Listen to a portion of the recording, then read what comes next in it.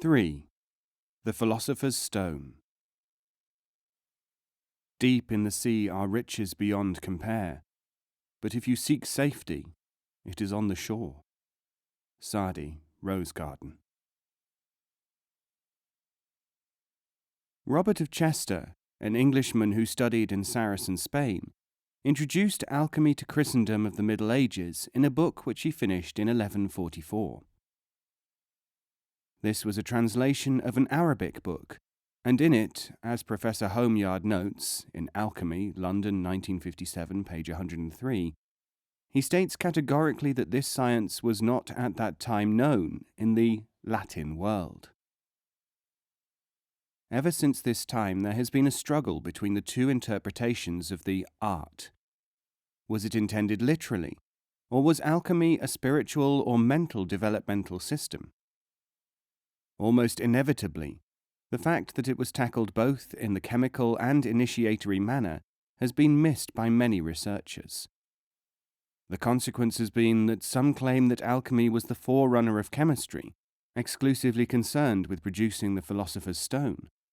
Others that it stems from early attempts to gild or plate metals and pass them off as gold or silver. Others that it is a sublime art which deals only with the potentialities of the human consciousness. The facts are far less complicated than they have appeared to those who have not linked Sufi Allegory with what is often only derivative literature. The first thing to remember is that the people who are indiscriminately lumped together as alchemists, and whose work has so often been treated as a whole, in actual fact constitute several different kinds of people, working along different or analogous lines. Goldsmith's recipes, originating at an early date, are no proof that alchemical terminology was not used by mystics. Two people, each supposed to have attained the elixir, may well be in the one instance a charlatan, in the other a mystical teacher. Abundant evidence in the literature of the Middle Ages points to a constant struggle toward a form of mental development, couched in alchemical terminology. The mistake was not rectified when the French chemist M.P.E. Berthelot in 1888 and 1893 examined a wide variety of alchemical documents. A thorough worker, he found that the earliest available were under 2,000 years old.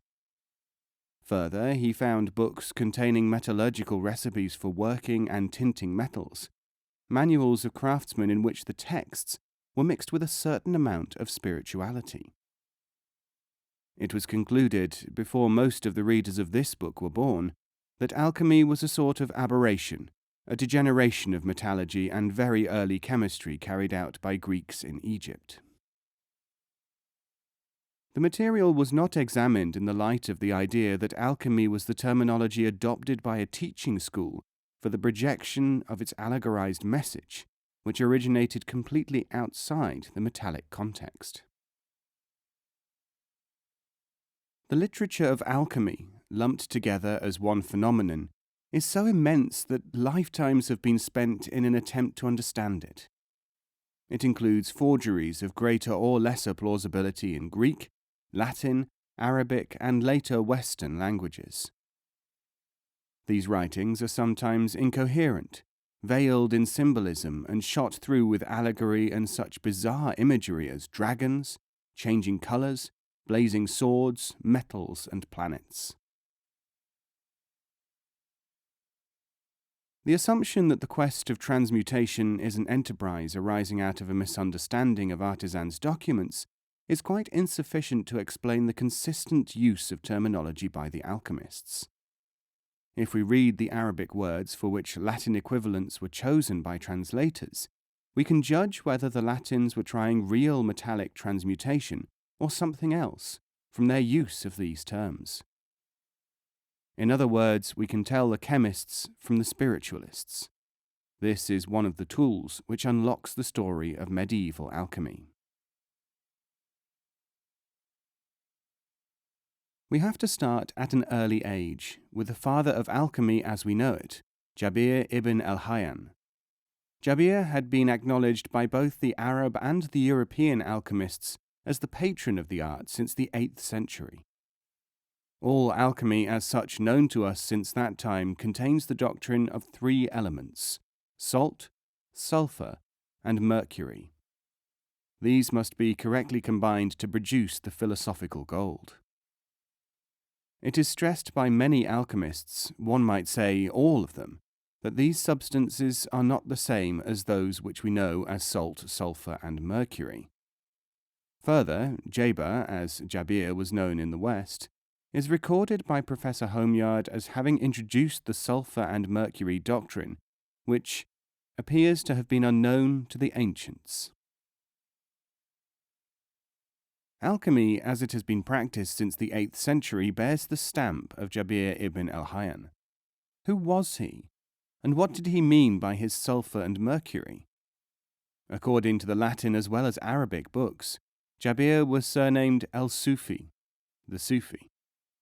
Alchemy was called the Sophic art in the Middle Ages.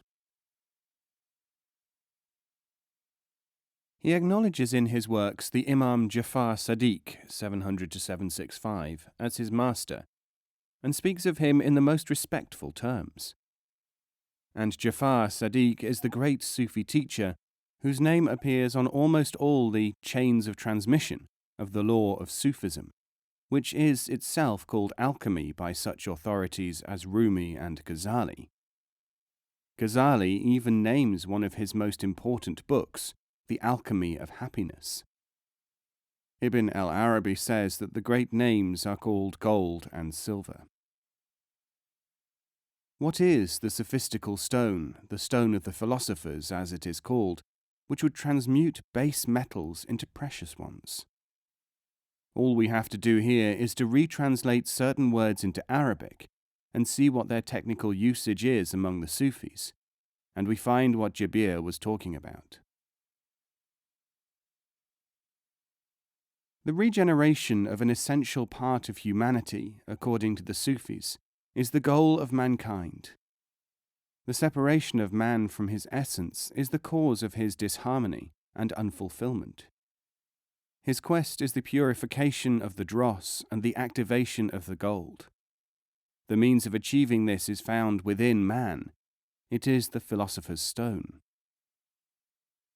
The Arabic word for stone is associated with the word for hidden, forbidden. Hence the stone symbol was adopted in accordance with the normal rule of assonance in use among Sufis. The stone, the hidden thing, so powerful, is also called Azoth in the West. Azoth is traced by Orientalists to one of 2 words, Eldat or Ezzat, meaning essence or inner reality, or else to Zibak, mercury. The stone, according to the Sufis, is the dat, the essence, which is so powerful that it can transform whatever comes into contact with it. It is the essence of man, which partakes of what people call the divine. It is sunshine, capable of uplifting humanity to a next stage. We can go much further than this. 3 elements went toward the production of the dat after being submitted to the work, which is a translation of the word amal. These elements are sulfur, kibrit, homonym of kibirat, greatness and nobility; salt, mil, homonym of mil, goodness or learning; and mercury, zibak, sharing the radix for to open a lock, to break. Paracelsus, 1493–1541, notes, Mercury is the spirit, sulfur is the soul, salt is the body. Unless we know how the words were used and also what they are equivalents for, we cannot unlock alchemy.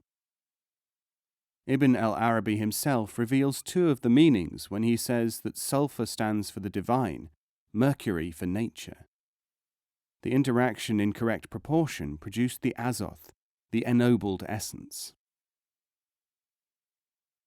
Translation into Latin lost the assonance which the Sufi works had, but their interpretation continued, for the benefit of non-Arabs, in the books in Persian, like Ghazali's Alchemy of Happiness. The transmission of the law of alchemy is also stated to have been in the hands of ancient masters, some of whom are named. These include Hermes, according to the Eastern and Western writers, known to the Arabs as Idris. Western authors and practitioners accept the transmission from Hermes to such an extent that alchemy is often called by them the Hermetic art, and has been so styled ever since they accepted this origin from the Arabs. The Spanish-Arab historian Said of Toledo, died 1069, gives this tradition of Thoth, or Hermes. Sages affirm that all antediluvian sciences originate with the first Hermes, who lived in Said in Upper Egypt. The Jews call him Enoch, and the Muslims Idris. He was the first who spoke of the material of the superior world and of planetary movements. He built temples to worship God. Medicine and poetry were his functions. He warned of a catastrophe of fire and water before the flood. After the flood, the sciences, including alchemy and magic, were carried out at Memphis, under the more renowned Hermes II. Cf. Asin Palacios Ibn Masara, page 13. The Thrice-Great Hermes, who quite possibly did represent three different teachers, is not only the repudiated originator of alchemy. His name appears among the ancient masters of what is now called the Way of the Sufis. In other words, both the Sufis and the alchemists claim Hermes as an initiate of their craft. So Jafar Sadiq the Sufi, Jabir the Sufi, and Hermes the reputed Sufi are all credited by alchemists of both East and West as being masters of their craft. The methods of concentration, distillation, maturing, and mixing, endowed with chemical names, is nothing other than an organization of the mind and body to produce a human, not a chemical, effect. That there were imitators who practiced physical chemistry is in no doubt whatever. But it is equally true to say that there were, until fairly recently, and they still linger in some places, people who believed that spiritual things had a physical parallel. Who was Jafar Sadiq, master of Jabir and his teacher?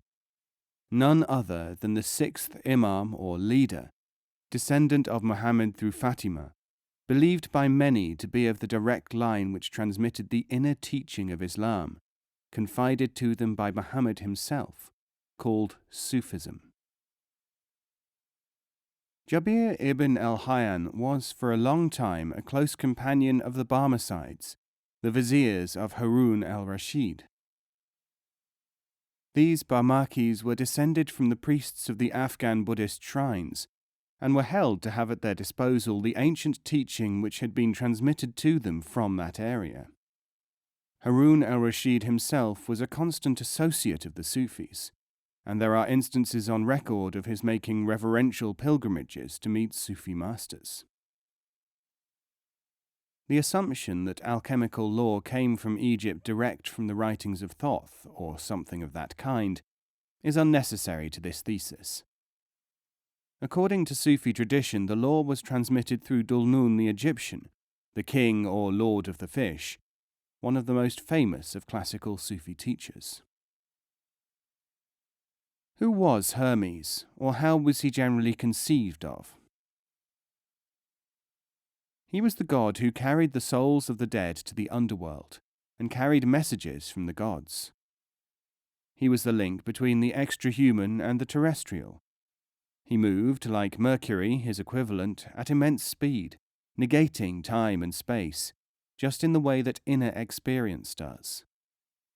He is an athlete, a developed man, and is considered therefore to resemble the perfected man of the Sufi in his outward aspect.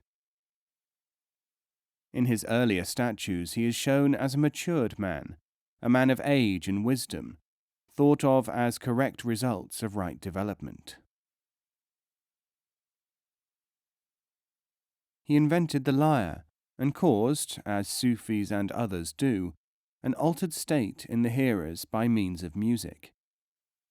He cast a giant into a sleep with his flute, which action was taken as an indication of the hypnotic character of the personification of Hermes as a Sufic type. The connection with this hypnotic activity and both mysticism and medicine is obvious. The ancient law and its preservation and transmission is well anchored to this Hermes figure. He has a female double, Sesheta, associated with the building of temples, and the keeper of books in which ancient wisdom was preserved. Like the aspiring human being of the Sufis, and also the Sufi truth, or Simurg, he is represented as a bird. Sometimes he is a man with the head of an ibis, where the head would indicate aspiration or attainment in the mind, localized in the head. The world was created through a word from Thoth.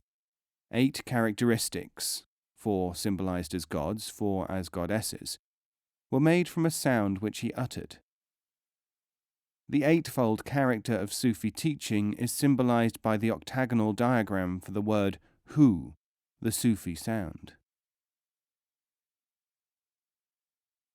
Whatever other deities or legends may have become confused with the personalities of Hermes, Mercury, and Thoth, the main elements of intermediation between human and divine, wisdom, music, letters, and medicine remain. In the threefold figure, Egyptian, Greek, and Roman, like has been equated with like. His association with a form of wisdom which was transmitted to man from divine sources remains. It is undoubtedly far more comprehensive than the alchemical format which was later given to it. For centuries people were baffled by the reputed teaching of Thrice-Great Hermes, inscribed on an emerald tablet, which the Arabs communicated as the great inner principle of the great work. This was the ultimate authority of the alchemists, and may be rendered thus.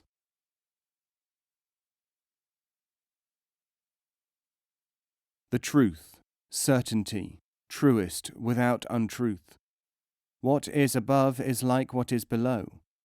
What is below is like what is above. The miracle of unity is to be attained. Everything is formed from the contemplation of unity, and all things come about from unity by means of adaptation. Its parents are the sun and the moon. It was born by the wind and nurtured by the earth. Every wonder is from it, and its power is complete. Throw it upon earth, and earth will separate from fire. The impalpable separated from the palpable. Through wisdom it rises slowly from the world to heaven. Then it descends to the world, combining the power of the upper and the lower. Thus you shall have the illumination of all the world, and darkness will disappear. This is the power of all strength. It overcomes that which is delicate and penetrates through solids. This was the means of the creation of the world, and in the future wonderful developments will be made, and this is the way. I am Hermes, the threefold sage, so named because I hold the 3 elements of all the wisdom. And thus ends the revelation of the work of Sun. This is the same as the Sufi dictum, Introduction to the Perception of Jafar Sadiq. Man is the microcosm, creation the macrocosm, the unity. All comes from one. By the joining of the power of contemplation, all can be attained. This essence must be separated from the body first, then combined with the body. This is the work. Start with yourself, end with all. Before man, beyond man, transformation. If it can be established that there was such a thing as metallurgical law which resembled alchemy, and also that there was spiritual alchemy without chemical experimentation, there is still another point missed by commentators. Jabir, or his followers, at least some of them Sufis, actually did carry out chemical research. They made discoveries which are acknowledgedly the basis of modern chemistry. To the modern mind, this means that they were trying for the philosopher's stone, were attempting actual metallic transmutation. Could they have gone through the years of experiment and endured with patience the reverses which all alchemists encountered, unless they were convinced that there was a theoretical possibility of success?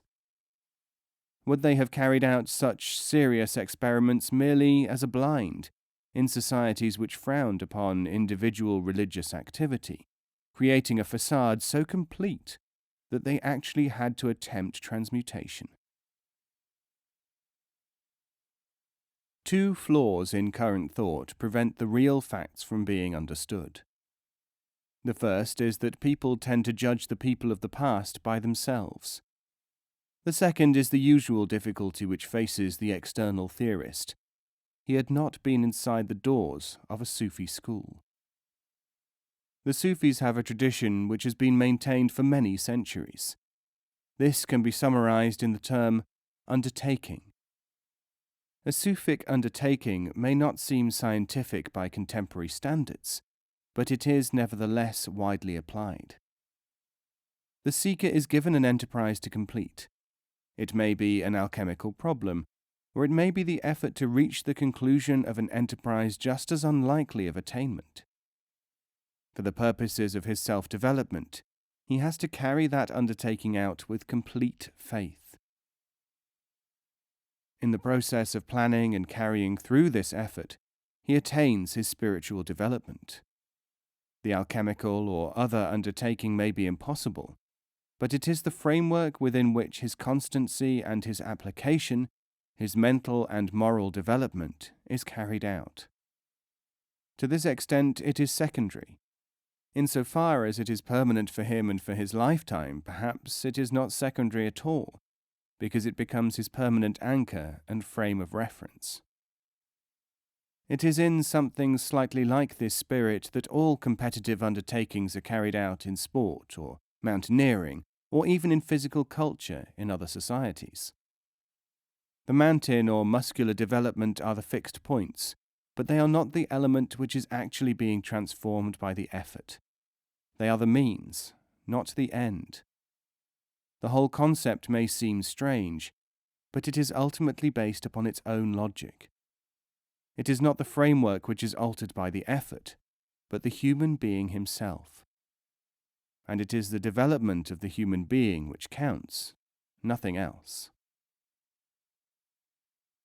When the Sufic concept of the deliberate evolution of humanity is grasped, the other elements fall into place.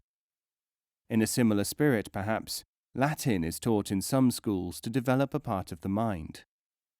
An externalist or literal observer might say that the study of Latin is one of the least useful of occupations. All depends upon his use of the word useful.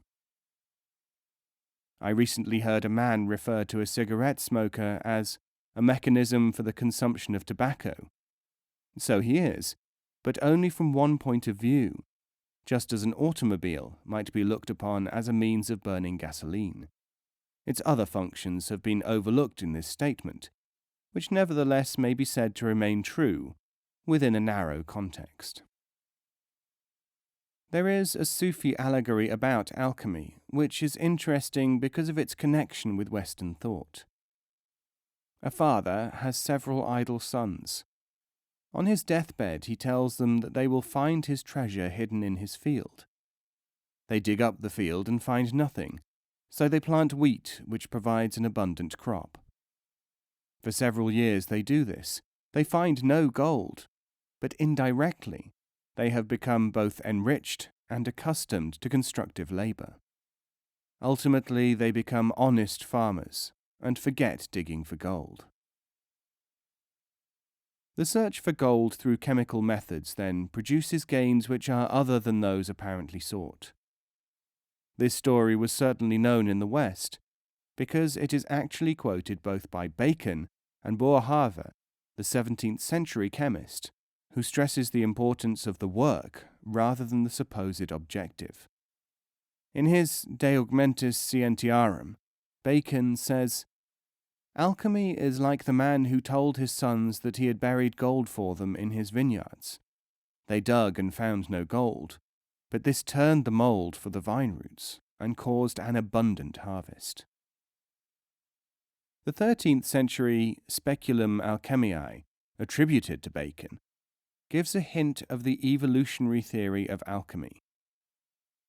"I must tell you that nature always intends and strives to the perfection of gold, but many accidents coming between change the metals." Numerous Sufi commentators of Rumi's evolutionary poems, "Man first of all appeared in the mineral domain," say, "The human metal must be refined and expanded."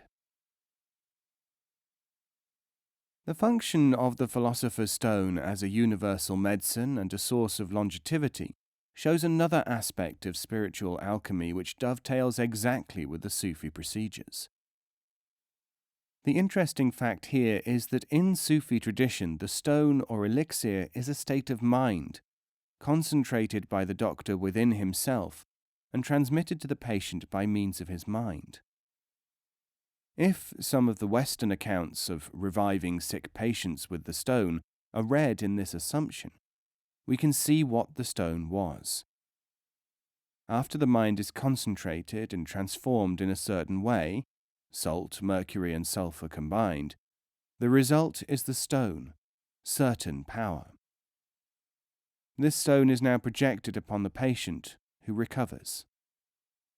The secret, because concealed within the mind, stone, or force, is the source and essence of life itself. Recent historical research has unearthed the fact that alchemy, using similar ideas and symbolism, was practiced in China as early as the 5th century BC. Chinese and Japanese and Western scholars claim that the development of alchemy in China was originally spiritual, and that it was only later that the metallurgical aspect arose. It is possible that the metal workers adopted the theme from the Taoist divines, and not the other way about, as immediate assumption would tend to believe. Many, if not all, of the ideas of alchemy as a spiritual process are present in the teachings of the Chinese sage Lao Tzu, the founder of Taoism, who was probably born in 604 BC. We also find the elixir theory of a preparation or method which confers immortality in the philosophers of China connected with alchemy, and in the Hindu Atharva Veda, whose date is earlier than 1000 BC. Chinese philosophers specifically state that there are 3 alchemies, as Professor Reed notes. The first is to produce longevity through liquid gold. The second is to produce a red sulphurous ingredient in gold making. The third was to transmute other metals into gold. Dr. John Reed, Prelude to Chemistry, London, 1936. Dr. O. S. Johnson, in A Study of Chinese Alchemy, which he completed at the University of California, details some remarkable material which he has extracted from Chinese sources on the antiquity of this art and its equation with the search for immortality through human efforts of self-development. The Chinese alchemist Lu Tzu, quoted by William A. P. Martin, The Law of Cathay, 1901, page 59, gives what some writers have thought a deliberately baffling chemical process for transmutation. In the light of what has already been said, it can be read straight through as a reference to the potential development of the essence of man. It is only baffling if one is trying to find laboratory instructions. I must diligently plant my own field. There is within it a spiritual germ that may live 1,000 years. Its flower is like yellow gold. Its bud is not large, but its seeds are round and like unto a spotless gem. Its growth depends upon the soil of the central palace, but its irrigation must proceed from a higher fountain. After 9 years of cultivation, root and branch may be transplanted to the heaven of the higher genii. Translated into Sufi terms, this would read, "Man must develop by his own effort toward growth of an evolutionary nature, stabilizing his consciousness. He has within him an essence, initially tiny, shining, precious. Development depends upon man, but must start through a teacher. When the mind is cultivated correctly and suitably, the consciousness is translated to a sublime plane." For those who are interested in such things as chronology, the foregoing seems to be an indication that, as Sufis say, their law is timeless and reaches back to the most remote antiquity. In the hymns of the Aryans, assigned to about 2000 BC, there are indications of a formulation of doctrines which have come to be considered Sufic in the sense of the carrying out of certain practices of sublimation and development. The engendering of metals is also mentioned here. That the alchemists of the West knew that they were pursuing an internal goal is clear from their admonitions and the innumerable cryptic illustrations in their works. Alchemical Allegory is by no means difficult to read if one bears in mind Sufi symbolism. In the 17th century, 1,000 years after the time of their original inspirer Geber, born circa 721, the European alchemists were keeping lists of successive masters, reminiscent of the Sufi spiritual pedigrees. One of the most interesting things about this fact is that these chains of succession refer to people who are linked in the Sufic and Saracen tradition, but otherwise have no common denominator. In the records we find the name of Muhammad, Geber, Hermes, Dante, and Roger Bacon. Recent research has shown that Sufi materials were sources of Dante's Illuminist work, such as the Divine Comedy. His Sufic affiliations must, however, have been known to the alchemists all the time. Raymond Lully, the Majorcan mystic, is again and again cited as an alchemical adept. Yet from his works we learn that his exercises were actually taken from the Sufis, whom he names as such. The Arab and Jewish Illuminist Sufis invoke the succession as Hermes, symbolizing the most ancient wisdom of celestial origin, Muhammad, and some members of his family and companions, Jabir or one of his associates, and thence to modern orders. The Latin Western alchemists trace their law from Hermes to Geber, thence through the Illuminists. Bacon was one, Lully another, as well as various other Western practitioners. The Sufi concept of gaining unity from diversity, integrating the mind and then the inner consciousness, through the appearance of a master who shall provide the key, through the proper application of the homonyms for salt, sulphur, and mercury, to reach the light, according to the Illuminists, is found in alchemical doctrine again and again. Norton, 15th century, lays down the principle that the secrets of holy alchemy can only be imparted verbally to the chosen neophyte by a divinely appointed master, and of 1,000,000, hardly 3 were e'er ordained for alchemy. Only its concealment in chemical phraseology prevents it being attacked as a private enterprise human progress outside the church. Here is a typical example, the caption to an alchemical diagram symbolizing the work in the Viridarium Chemicum, a great collection published in 1624. The whole work of philosophy, those which were formerly enclosed in many forms, are now seen in one. The start is the master, elder literally, and he brings the key. Sulphur with salt and mercury will give wealth. That this cryptic utterance was symbolic and should be applied to the secret teaching of self-perfection and human alchemicalization is stressed as far as the author dares in the final sentence, warning in effect against physical alchemy. If you see nothing here, you will not be able to seek further. You will be blind, even though you are in the midst of light. What is more than interesting is that alchemy, for the West as for the East, was not a sterile, repetitious tradition, relying upon ancient law alone. It was constantly renewed from the teachings of people who had been in contact with Sufi study. This is evidenced by the constant succession of names which appear, many of whom we can trace as having been in contact with Sufis, Sufi schools, or who use Sufi terminology. Bacon, for instance, did not merely read the works attributed to Jaber. He went to Spain and found the source, as we know from his quotations from Sufi teachings formulated by the 12th century Illuminist Sufis. Lully not only studied Sufism in practice and used certain exercises, but he passed on this knowledge, to become a name constantly invoked by later alchemists. The same trend was carried on by Paracelsus and others. Paracelsus, who travelled in the East and received his Sufic training in Turkey, introduced several Sufi terms into Western thought.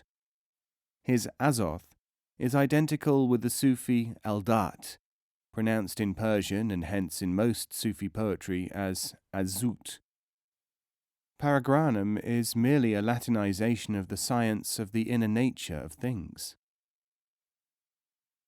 Owing to the Reformation, Paracelsus had to be careful how he expressed himself, since he was projecting a psychological system different from either the Catholic or Protestant ways. In one place he says, "Read with the heart until at some future time the true religion will come." He also used the wine analogy of Sufism in referring to interior knowledge. As a result, he was accused of being a drunkard. Only from a Sufi point of view could this passage of his be accepted. Let us depart from all ceremonies, conjurations, consecrations, etc., and all similar delusions, and put our heart, will, and confidence solely upon the true rock. If we abandon selfishness, the door will be opened for us, and that which is mysterious will be revealed. Philosophia Occulta. He even quotes Sufi dicta. Salvation is not attained by fasting, neither wearing certain clothes, nor by flagellation. These are superstitions and hypocrisy. God made everything pure and holy. Man need not consecrate them. Ibid. Many occultists, in spite of this, continue to try to follow the alchemical and Kabbalistic ideas attributed to Paracelsus. Henry Cornelius Agrippa, born 1486, was another example of what the Sufis call precursors or scouts, rabbin.